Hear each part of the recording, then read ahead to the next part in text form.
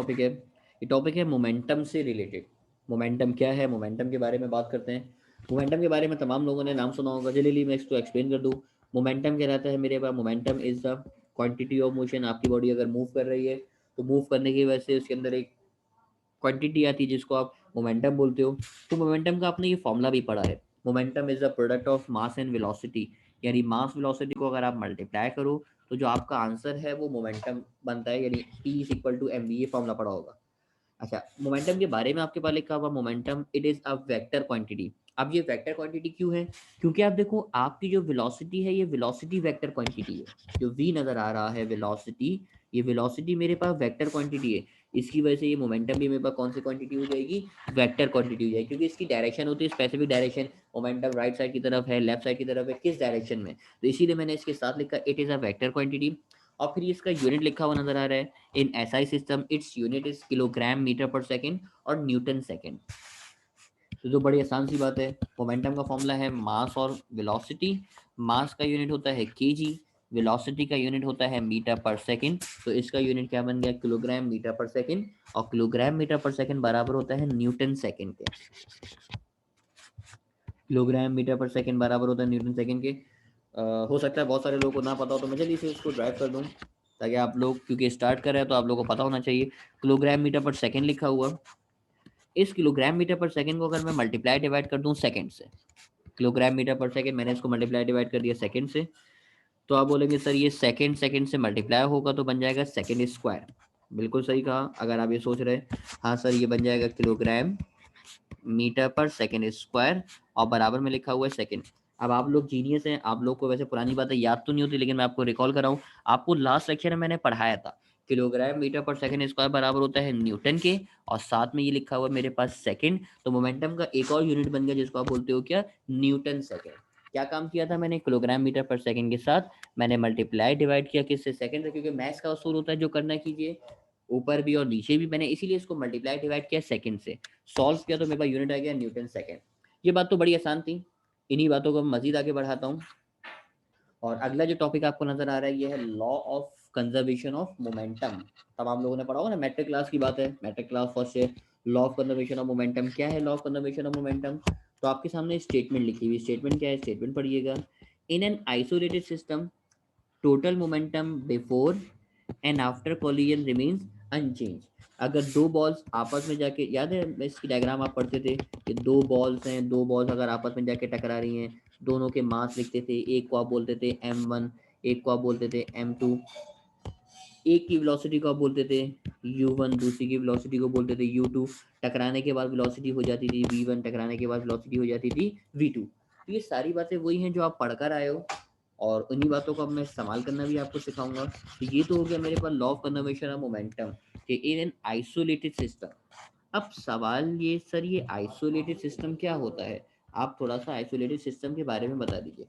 ऐसा सिस्टम जिसमें no energy loss, ऐसा सिस्टम जिसमें कोई एनर्जी लॉस नहीं होता, उस सिस्टम को आप बोलते हो आइसोलेटेड सिस्टम।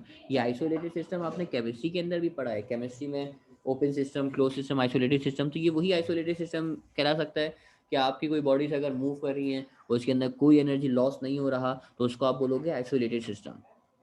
अब इस फॉर्मूले को जरा जहन में रखिएगा, ये फॉर्मूला आपके सामने नजर आ रहा है m1u1 plus m2u2 is equal to m1v1 plus m2v2। और इस सवाल को पढ़ के इसका जवाब देने की कोशिश कीजिएगा, इसका जवाब क्या हो सकता है। जल्दी से मैं आप लोगों के जवाब का इंतजार कर रहा हूँ। तमाम लोग इस सवाल को पढ़िए और इसका जवाब बताइए, इसका पॉसिबल जवाब क्या है।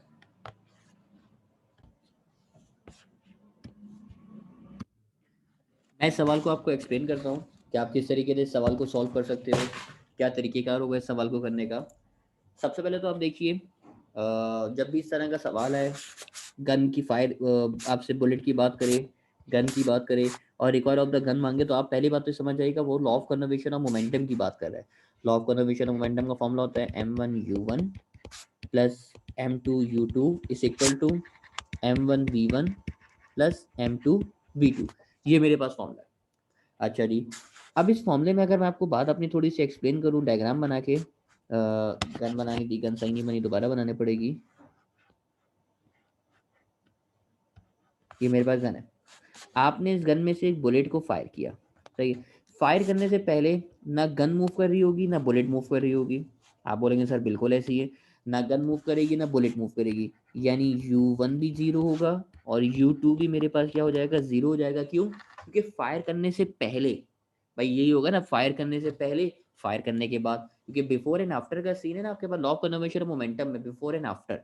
अब देखो फायर करने से पहले ना बुलेट मूव कर रही है ना गन मूव कर रही है, इसका मतलब ये हुआ कि सर U1 U2 दोनों जीरो हो गए। तो आप डायरेक्ट जब भी इस तरह का सवाल देखो तो एक साइड को तो आप जीरो कर देना। तो फॉर्मूला मेरे पास बन जाएगा zero is equal to M1 V1 plus M2 V2, यानी एक साइड को तो आपने टोटली जीरो कर दिया। Zero is equal to M1 V1 plus M2 V2। और आसान मैं करता हूँ आपके लिए, एक साइड को अगर आप लेफ्ट साइड पे लेके चले जाओगे तो ये बन जाएगा मेरे पास सर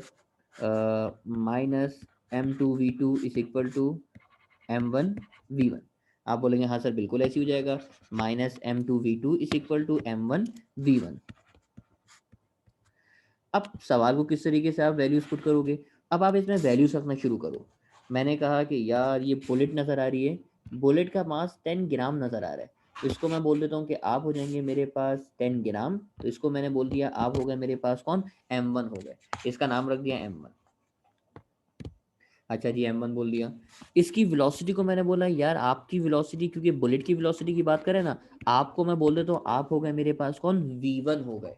यानी M1 हो गया मेरे पास कितना ग्राम, 10 ग्राम। V1 हो गया मेरे पास कितना, 200 मीटर पर सेकेंड। तो आप बोलेंगे सर इसका मतलब ये हुआ कि जो गन नजर आ रही है, गन का मास मेरे पास हो जाएगा कौन, गन के मास को मैं बोल दूंगा M2। लेकिन सर एक मसला है, मसला क्या है, M1 जो नजर आ रहा है ये 10 ग्राम नजर आ रहा है, ये होना चाहिए किलोग्राम के अंदर। तो 10 ग्राम को किलोग्राम में करने के लिए 10 डिवाइड कर दोगे किससे, 1000 से। आप बोलेंगे हाँ सर बिल्कुल ऐसी है, 10 को 1000 से डिवाइड करेंगे तो आंसर आ जाएगा 0.01।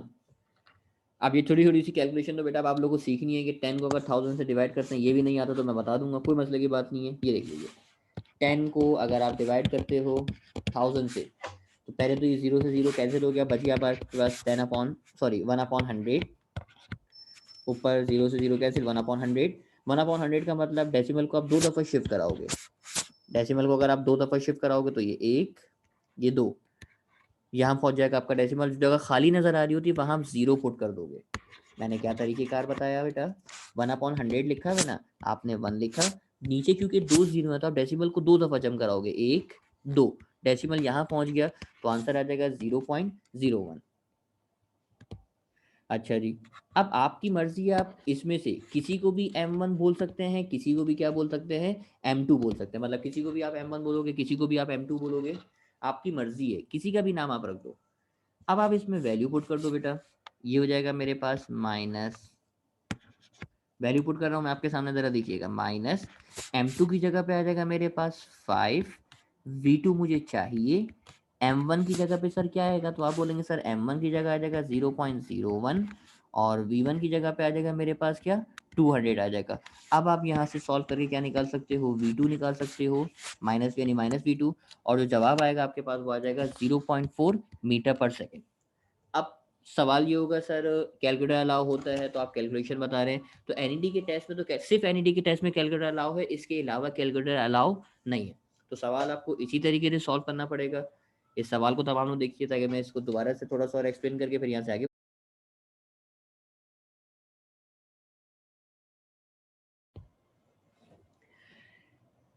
सवाल आपने पढ़ा, सवाल बड़ा सिंपल सा सवाल था। सवाल पढ़ के मैंने आपको इसका तरीका भी बता दिया कि एक साइड को आप जीरो कर दोगे, फॉर्मूला बनाओगे, फॉर्मूले को रीअरेंज करोगे। हो सकता है कैलकुलेशन करने में प्रॉब्लम हो, क्योंकि मेडिकल के स्टूडेंट भी हमारे साथ मौजूद होते हैं, तो मैं इसकी कैलकुलेशन आपको करना सिखा रहा हूँ, जरा कैलकुलेशन देखिएगा इसकी।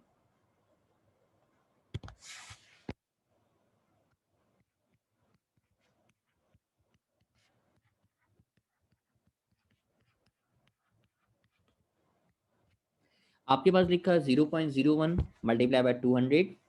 अच्छा, 0.01 को अगर आप 200 से मल्टीप्लाई करोगे, तो बेटा याद रखो 200 से मल्टीप्लाई करने का मतलब है, पहले तो आप नंबर्स को अगर आप देखो तो आपके पास डेसिमल के बाद दो डिजिट नज़र आ रहे हैं, डेसिमल के बाद दो डिजिट नज़र आ रहे हैं, यानी 0.01 को अगर आप 200 से मल्टीप्लाई करोगे थोड़ी देर के लिए अगर आप डेसिमल भूल जाओ, थोड़ी देर के लिए अगर आप डेसिमल को भूल जाइए, तो ये मेरे पास बन जाएगा सर, थोड़ी देर के लिए अगर हम डेसिमल भूल गए तो बन गया मेरे पास 1, और ये मेरे पास बच गया 200।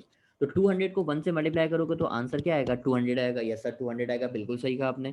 थोड़ी देर के लिए हम डेसिमल भूल गए ना, 0.01 को मैंने सिर्फ 1 लिख दिया, 200 से मल्टीप्लाई कर रहे थे। अब डेसिमल के बाद आप डिजिट देखो, डेसिमल के बाद डिजिट कितने हैं, आप बोलेंगे सर डेसिमल के बाद डिजिट हैं 2, तो आप लास्ट से 2 दफा जंप करा के डेसिमल को लेकर आओगे और ये आंसर बन जाएगा 2.00। और 2.00 का मतलब आप डायरेक्ट क्या लिख सकते हो, 2 भी लिख सकते हो। तो ये इसको मल्टीप्लाई करने का तरीका होता है। अभी ऐसी चीज़ें हैं कि जो आप प्रैक्टिस से सीखोगे, जितनी ज़्यादा प्रैक्टिस करोगे उतनी ज़्यादा आपको सीखने का मौका मिलेगा। मैं एक दफ़ा दोबारा बता देता हूँ, कोई मसला नहीं है। देखिए, आपको अगर मल्टीप्लाई करने को बोला गया, आप थोड़ी देर के लिए डेसिमल को भूल गए, थोड़ी देर के लिए डेसिमल को भूल गए, आपने 200 को 1 से मल्टीप्लाई किया, 200 1 जा 200, फिर डेसिमल को वापसी लेकर आए, डेसिमल के बाद 2 डिजिट थे, तो आपने 2 दफ़ा जम कराया, डेसिमल को लिख दिया, तो बन गया 2.00, यानी 2 सिर्फ आंसर जो आ गया मेरे पास क्या आ गया, 2 आ गया। अब इस 5 को लाके आप राइट पे क्या कर दोगे, डिवाइड कर दोगे। 5 को लाके डिवाइड करोगे, ये 5 आके डिवाइड हो जाएगा, तो बन जाएगा -v2 इज इक्वल टू 2/5। अब 2 को 5 से डिवाइड करना है, तो शायद आपको याद हो मैं आपको 5 से डिवाइड करने की टेक्निक सिखा चुका हूँ। आज फिर मैं आपको अपनी बात रिवाइज करवाता हूँ। कभी भी आपको 5 से डिवाइड करना हो, तो मैंने आपको सिखाया सर कभी भी उसको आप 5 से डिवाइड नहीं कीजिएगा, आप उसको मल्टीप्लाई, उस नंबर को आप खामोशी से मल्टीप्लाई कर दीजिएगा, किससे, 2 से मल्टीप्लाई कर दीजिएगा। मैंने आपको सिखाया ना कि बेटा आपको कभी भी बोले 5 से डिवाइड करो, आप कभी भी 5 से डिवाइड नहीं करना, बल्कि आप उसको मल्टीप्लाई किससे कर देना, आप उसको 2 से मल्टीप्लाई कर देना। 2 को 2 से मल्टीप्लाई करो, तो आप बोलेंगे सर 2 को 2 से मल्टीप्लाई करेंगे तो आंसर हो जाएगा मेरे पास 4। मैंने इसको मल्टीप्लाई किया, 2 को 2 से मल्टीप्लाई किया, आंसर हो गया मेरे पास 4। यस सर 4 आंसर हो जाएगा। याद है 5 से डिवाइड करने की टेक्निक सिखाई थी कि कभी भी नंबर है उसका आप 2 को, उस नंबर को 2 से मल्टीप्लाई कर दोगे और लास्ट से एक डिजिट छोड़ के आप क्या लगा दोगे, डेसिमल लगा दोगे, तो जवाब आ जाएगा मेरे पास कितना, 0.4 हो जाएगा। मैं दोबारा से बताना चाहूँगा कि बात मेरी आपको बिल्कुल क्लियर हो जाए, कोई प्रॉब्लम ना रहे। जल्दी से दफ़ा देख लीजिए, मैं जल्दी करके बताऊँ। बेटा 0.01 को 200 से मल्टीप्लाई करोगे, आंसर आ जाएगा 2। लेफ्ट पे लिखा हुआ था -5 और v2 लिखा हुआ था, इस 5 को लाके आपने डिवाइड कर दिया। 2 को 5 से डिवाइड करोगे, जब भी कभी 5 से डिवाइड करने को बोले, आप कभी भी 5 से डिवाइड नहीं करोगे, उसको मल्टीप्लाई करोगे 2 से। 2 को 2 से मल्टीप्लाई करोगे, आंसर क्या आ जाएगा, 4 आ जाएगा। लास्ट से एक डिजिट छोड़ के आप डेसिमल लगा दोगे, तो जवाब आ जाएगा मेरे पास कितना, 0.4 हो जाएगा। तो ये कैलकुलेशन थी तो बेसिक कैलकुलेशन, लेकिन आपको ही समझ में आनी चाहिए। किसी को अगर कोई प्रॉब्लम हो तो मुझे बता। सबसे पहले तो आप देखिए आपकी वेलोसिटी के साथ माइनस साइन आ रहा है, तो ये माइनस साइन यहाँ पे ये शो कर रहा है, ये वेलोसिटी है, ये रिकॉइल वेलोसिटी है। माइनस साइन आ रहा है, माइनस साइन का मतलब रिकॉइल वेलोसिटी। अब रिकॉइल वेलोसिटी क्यों है, तो आप देखिए ना, आपकी अगर कोई गन है, ये मैंने आपके सामने गन बनाई, आप अगर बुलेट फायर करते हो तो बुलेट आगे की तरफ जाती है, और जो गन है ये गन मूव करके पीछे की तरफ आती है। कभी फायरिंग करते हुए अगर आपने देखा हो तो बुलेट आगे की तरफ मूव करके जा रही होती है, जबकि जो गन है वो गन मूव करके पीछे की तरफ आती है, यानी मतलब रिकॉइल होती है, वापसी पीछे की तरफ आती है। तो इसीलिए इसकी वेलोसिटी के साथ भी साइन किसका आ रहा है, माइनस का आ रहा है, इसीलिए इसको आप रिकॉइल वेलोसिटी कह रहे हो, पहली बात। फिर एक सवाल आया मेरे पास, सर अगर आपने 5 को डिवाइड करना सिखाया, अगर ये 11 हो तो क्या करेंगे, 11 को अगर 5 से डिवाइड करना हो, तो 11 को भी आप 5 से डिवाइड कर सकते हो। मैं आपको सिखा देता हूँ। बेटा आपको 11 को भी अगर 5 से मल्टीप्लाई करने को है, आप इसको मल्टीप्लाई करना सिर्फ 2 से, बारी बारी करके मल्टीप्लाई करो, 2 1 ज़ा 2, बारी बारी करके मल्टीप्लाई करो, 2 1 ज़ा 2, आंसर आया 22। फिर लास्ट से एक डिजिट छोड़ के डेसिमल लगा दोगे, तो जवाब आ जाएगा मेरे पास कितना, जवाब आ जाएगा 2.2। तो ये इसको करने का तरीका हो गया। अच्छा, हो सकता है कि आपने टेक्निक ना सीखी हो तो आपको प्रॉब्लम भी हो रही हो। मैं 2-3 नंबर और लिख के दिखा देता हूँ ताकि आपको मेरी बात और अच्छे से समझ में आ जाए। 11 के बजाय मैंने कर दिया 34 कर देते, चलें 34/5, इसको करके देख लीजिए। 34/5 है, इसको भी आप मल्टीप्लाई करेंगे 2 से, मल्टीप्लाई करा 2 से, तो ये हो जाएगा 2 4 ज़ा 8, और ये हो जाएगा 2 3 ज़ा 6, लास्ट से 8 छोड़ के डेसिमल लगा देंगे तो जवाब आ जाएगा 6.8। उम्मीद करता हूँ अब आप लोगों को बात क्लियर होगी। इस एमसीक्यू को देख के आगे बढ़ते हैं। ये एमसीक्यू सॉल्व हो गया, लॉ कन्जर्वेशन मोमेंटम स्टार्ट किया था। सवाल आपके सामने नजर आ रहा है, ये सवाल ही पढ़िएगा और मुझे इसका जवाब बताइएगा, इसका जवाब क्या हो सकता है।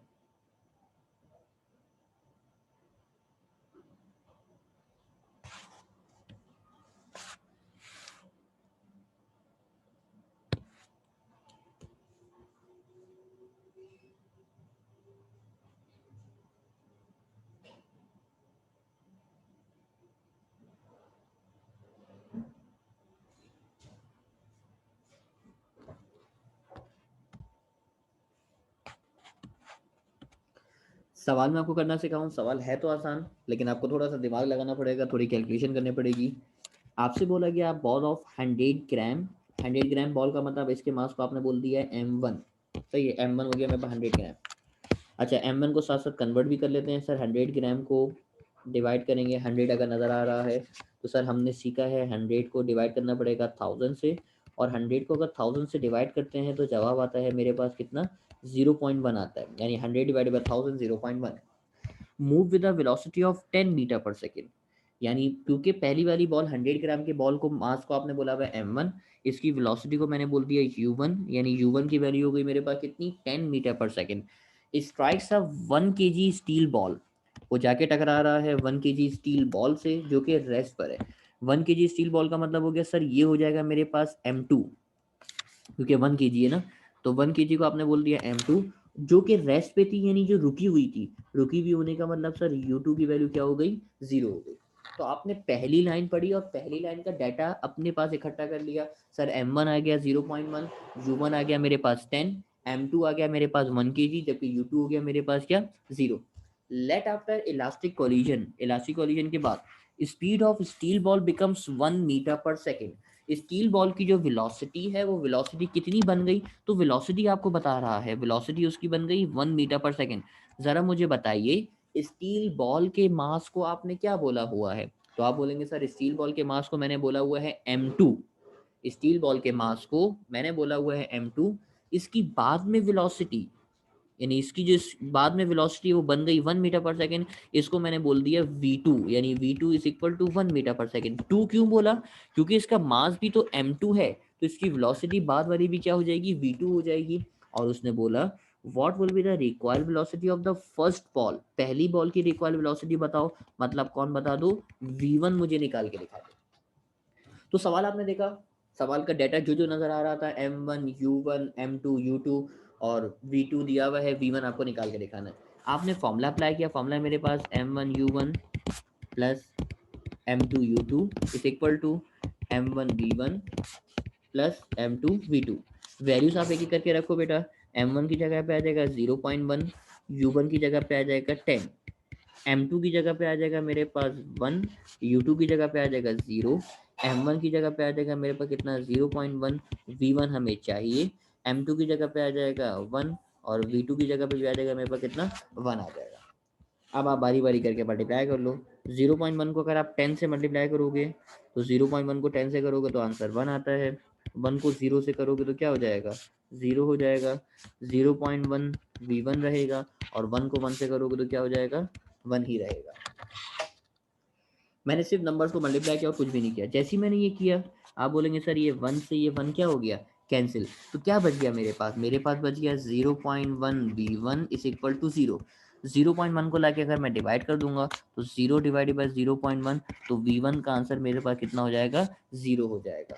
यानी पहले वाली जो बॉल की वेलोसिटी है वो वेलोसिटी 0 हो गई, यानी कोई वेलोसिटी बची ही नहीं, यानी कोई रिकॉइल नहीं होगा। यानी करेक्ट जवाब होगा वो क्या होगा, नो रिकॉइल अकर, यानी कोई रिकॉइल होगा ही नहीं। तो सवाल में ये भी हो सकता है, जरूरी नहीं कि हर वैल्यू का आंसर आए। आपने बेसिक सी कैलकुलेशन देखी, सिंपल सिंपल आपने कैलकुलेशन करी, कैलकुलेशन करने के बाद आपने आंसर निकाला और आंसर निकाल के फैसला किया, कोई रिकॉइल नहीं हो रहा। मेरे ख्याल में आप तमाम लोगों को बात क्लियर होगी।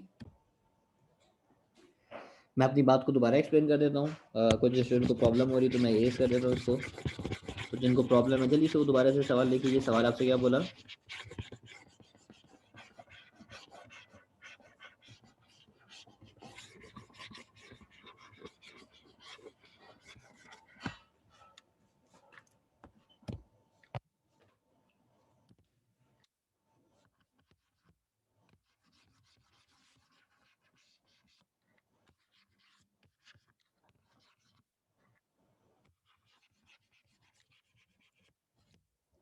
सवाल में बोला आपसे ball of 100 gram, ball of 100 ग्राम का मतलब इसके मास को आपने रख दिया, इसके मास को आपने बोल दिया M1 इज इक्वल टू 100 ग्राम। 100 को सबसे पहले 100 नज़र आ रहा था, 100 को आपने डिवाइड किया 1000 से, ये रहा 100 डिवाइड कर दिया 1000 से, तो जवाब आ गया मेरे पास 0.1 kg। अब ये मूव कर रहा था वेलोसिटी से, इस वेलोसिटी को मैंने बोल दिया U1, U1 is equal to 10 metre per second. अच्छा ये पहली लाइन की बात हो गई, M1 मिल गया, U1 मिल गया। स्ट्राइक्स है स्टील बॉल ऑफ 1 kg, इसके मास को आपने बोल दिया m2, यानी स्टील बॉल के मास को आपने बोल दिया कौन, m2, जो कि रेस्ट पे थी, यानी जो रुकी हुई थी। और रुकी हुई होने का मतलब इसकी वेलोसिटी जीरो हो जाएगी, वेलोसिटी जीरो होने का मतलब u2 मेरे पास क्या हो जाएगा, जीरो हो जाएगा, यानी u1 और u2। अब देखो आपको डाटा में पहली लाइन पड़ी, मुझे m1 मिल गया, यानी पहली वाली बॉल। इसको चलो मैं डायग्राम भी बना देता हूँ। ये हो गई मेरे पास 100 ग्राम बॉल, और ये हो गई मेरे पास 1 kg स्टील बॉल। अब ये स्टील बॉल जो है आपके पास वो रुकी हुई है।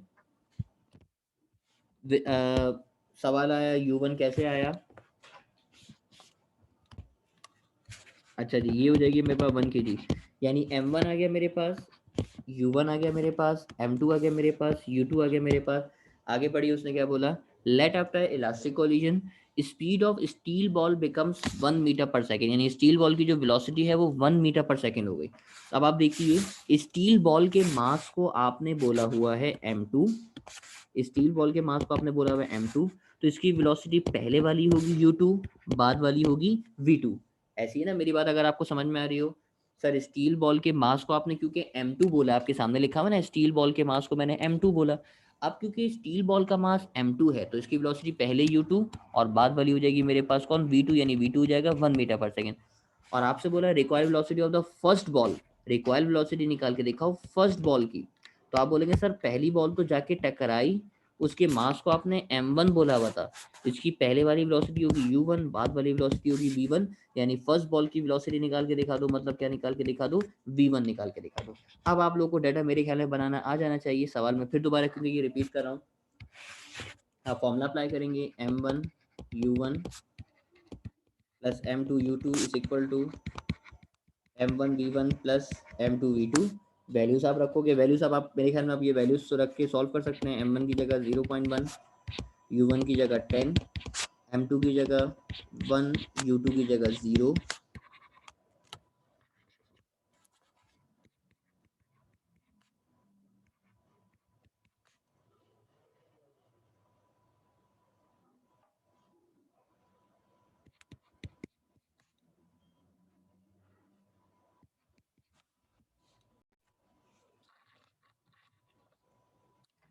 अब आपने इसको बारी बारी मल्टीप्लाई करना है। 0.1 को अगर आप 10 से मल्टीप्लाई करेंगे हो जाएगा 1 प्लस 0, 0.1 v1, और ये हो जाएगा 1, 1 से 1 को आपने कैंसिल कर दिया तो बच जाएगा 0 इज इक्वल टू 0.1 v1। और 0.1 को अगर आप 0 से लाके डिवाइड कर देंगे तो v1 का आंसर भी मेरे पास क्या हो जाएगा, v1 का आंसर मेरे पास आ जाएगा 0 ही आ जाएगा। तो ये सवाल था। इस सवाल को देख के आगे बढ़ते हैं। अब अगला टॉपिक मेरे पास क्या है, अगले टॉपिक को देखते हैं। टॉपिक में लिखा हुआ है इलास्टिक कोलिजन, इलास्टिक कोलिजन। जल्दी से इसको पढ़ लीजिए, टॉपिक बड़ा आसान सा लिखा हुआ है, ताकि मैं इस बात को फिर और मजीद आगे बढ़ाऊँ।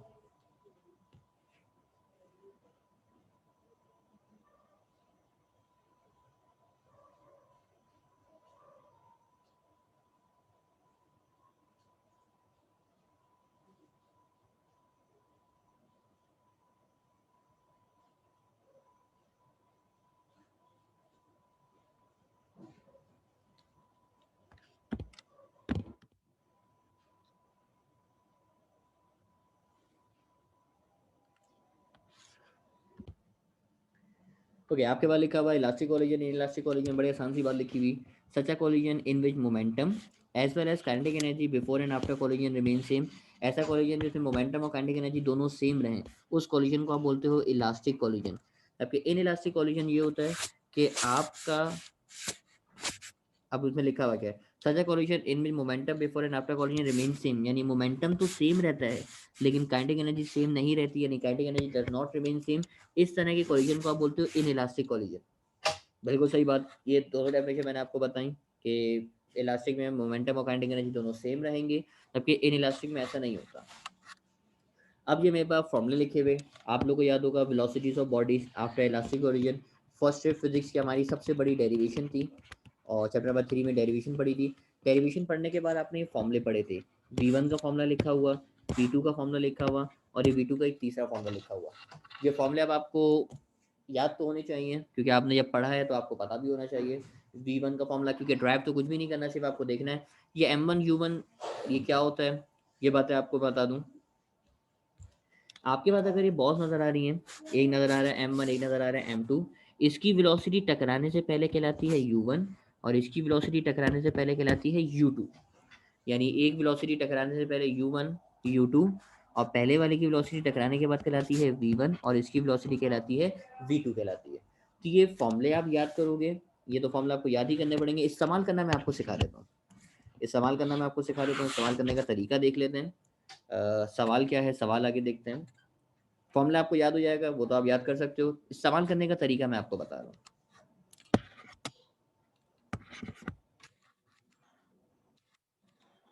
ये रहा सवाल। सवाल पढ़िए, फिर मैं आपको इसका इस्तेमाल करना सिखाऊं।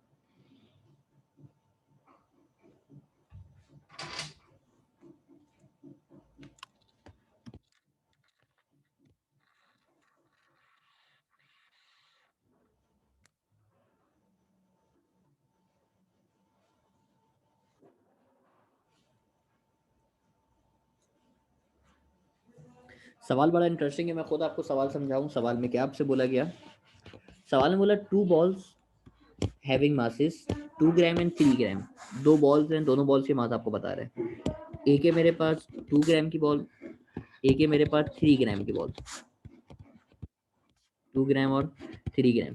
एक को मैं बोल देता हूँ यार, 2 ग्राम वाले को बोल देता हूँ कि भाई आप है मेरे पास m1।